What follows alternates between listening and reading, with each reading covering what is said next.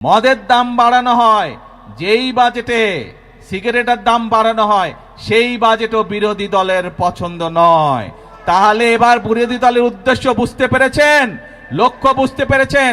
তাদের লক্ষ্য বা উদ্দেশ্য দেশের মানুষের পাশে দাঁড়ানো নয়, তাদের উদ্দেশ্য একটাই, তাদের লক্ষ্য একটাই, সেটা হচ্ছে দেশের মধ্যে একটি অস্থিতিশীলতা, অশান্তি তৈরি করা, মানুষকে বিভ্রান্ত করা।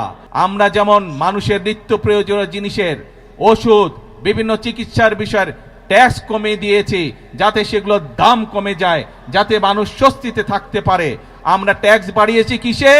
আমরা ট্যাক্স বাড়িয়েছি মদের উপরে। আমরা ট্যাক্স বাড়িয়েছি কিসে? আমরা ট্যাক্স বাড়িয়েছি সিগারেটের উপরে, যা মানুষের জন্য ক্ষতিকারক। কিন্তু আমরা সামাজিক মাধ্যম সহ বিভিন্ন নিউজের মধ্যে দেখলাম একটি খবর। সেই খবর? বিরোধী দল দেখলাম বলছে যে এই বাজেট তারা মানে না, গণবিরোধী বাজেট মানে না।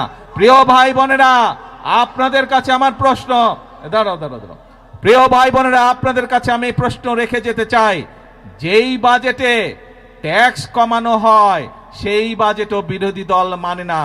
যেই বাজেটে আমি ভরসা রাখি হিরন স্মার্ট ওয়াটার পিউরিফায়ারে। মদের দাম বাড়ানো হয়, যেই বাজেটে সিগারেটের দাম বাড়ানো হয় সেই বাজেটও বিরোধী দলের পছন্দ নয়।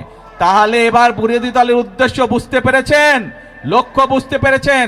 তাদের লক্ষ্য বা উদ্দেশ্য দেশের মানুষের পাশে দাঁড়ানো নয়, তাদের উদ্দেশ্য একটাই, তাদের লক্ষ্য একটাই, সেটা হচ্ছে দেশের মধ্যে একটি অস্থিতিশীলতা, অশান্তি তৈরি করা, মানুষকে বিভ্রান্ত করা।